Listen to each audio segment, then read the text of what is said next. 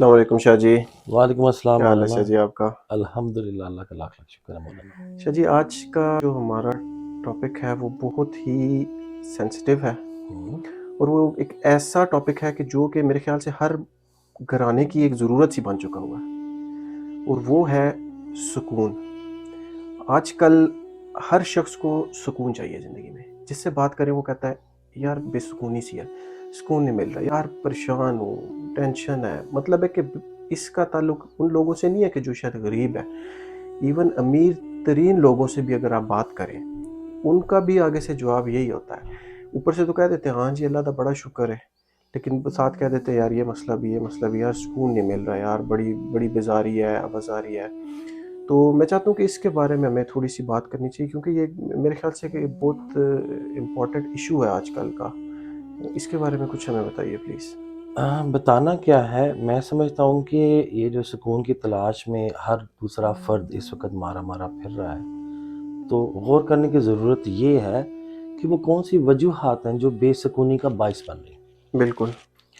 تو اگر آپ کیٹیگوریکلی اس چیز کا انالیسز کریں تو زیادہ تر آپ کو وہ زندگیاں بے سکونی کا شکار نظر آئیں گی جن کے اندر آبجیکٹیوٹی کی کمی ہے.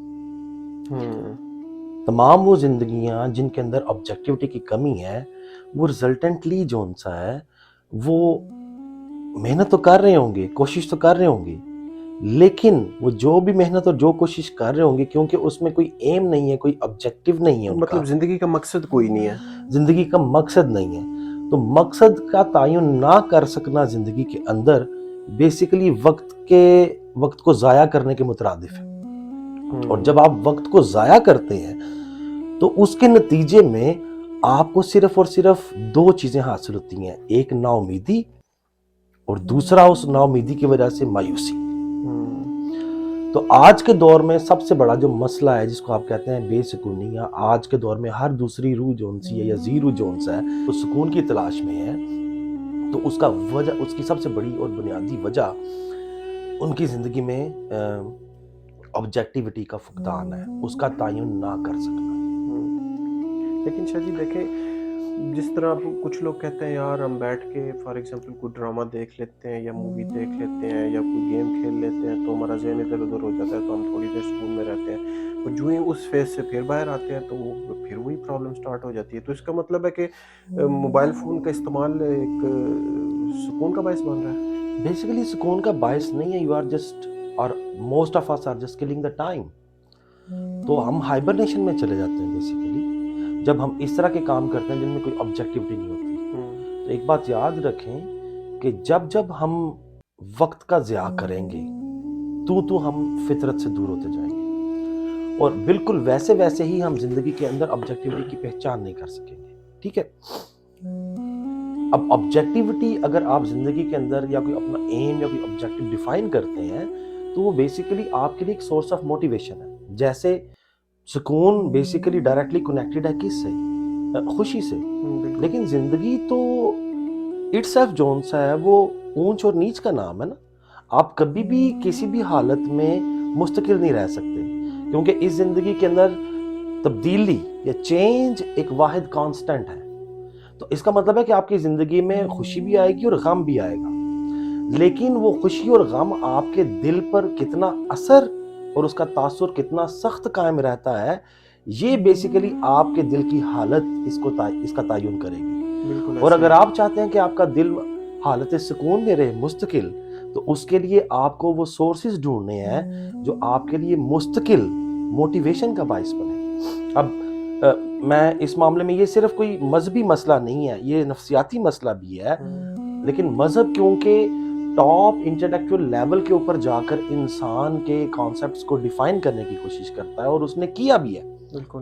تو اس وجہ سے، لیکن یہ کام پھر خالی مذہب نے نہیں کیا، بہت سارے اسکالرز نے بھی کیا، فلاسفرز نے بھی کیا، جن میں ریفرنس دینا چاہوں گا برٹن رسل کا. اس نے تو باقاعدہ پوری بک لکھ دی جس کا نام تھا دی کنکویسٹ آف ہیپینس. تو مقصد کہنے کا یہ ہے کہ آپ زندگی میں جہاں کہیں جس بھی سفیر آف لائف کے اندر موجود ہیں اپنی زندگی میں مقاصد کا تعین کریں، اور پھر اپنی زندگی کی گاڑی کو اس سفر پہ ڈالیں جس سے وہ مقاصد اچیو ہو سکیں. اور شاہ جی اس میں دیکھیں اللہ تعالیٰ نے قرآن میں بالکل ایک سیدھا سا فارمولہ بتایا ہے بالکل کہ الا بذکر اللہ وتطمئن القلوب، بالکل کہ اللہ تعالیٰ کے ذکر سے ہی دلوں کو سکون مل سکتا ہے. بالکل تو ہم کیوں نہ صرف اس فارمولے کو اپنی زندگی میں اپلائی کر لیں. بالکل تو اس کی وجہ سے میرے خیال سے ہماری زندگی میں بے شک، کیونکہ قرآن کی بات تو آخر ہے نا، اس سے آگے تو کوئی بات نہیں ہے، بالکل. تو اسی سے ہماری زندگی میں شاید سکون آنے شروع ہو جائے، اور شاید کیا 100% آنے شروع ہو جائے گا. دیکھیں میں اس پر مزید آگے اس بات کو اگر لے کے چلوں تو وہ کیا کہا ہے شاعر نے کہ راضی با رضا ہوتے ہیں ارباب قناعت. اور یہ راضی با رضا ہوتے ہیں ارباب قناعت سے مراد کیا ہے؟ وہ لوگ جو زندگی میں قناعت کا دامن تھام لیتے ہیں، ان ادر سینس جو صبر کرنا سیکھتے ہیں. صبر کرنا اور سیکھیں. صبر وہ حالت ہے جو بیسیکلی آپ کو لجاتی ہے اس مقام پر جہاں پہ آپ کی زبان سے ذکر جاری ہو جاتا جاری ہے. ہو جاتا ہے. اور بے شک اللہ تعالیٰ نے یہ بھی آیت ہے قرآن کی کہ وَاسْتَعِینُوا بِالصَّبْرِ وَالصَّلَاةِ بالکل إِنَّ اللَّهَ مَعَ الصَّابِرِينَ، کہ بالکل نماز اور صبر سے اللہ تعالیٰ سے مدد حاصل کرو. بے بالکل. شک اللہ تعالیٰ صبر کرنے والوں کے ساتھ ہے. میرے خیال سے جب اللہ تعالیٰ پھر آپ کے ساتھ ہے تو پھر آپ کو میرے خیال سے کوئی بے سکونی تو ہو نہیں سکتی. میں یہ سمجھتا ہوں کہ یہ سب سے بڑی آبجیکٹیوٹی آف لائف ہے.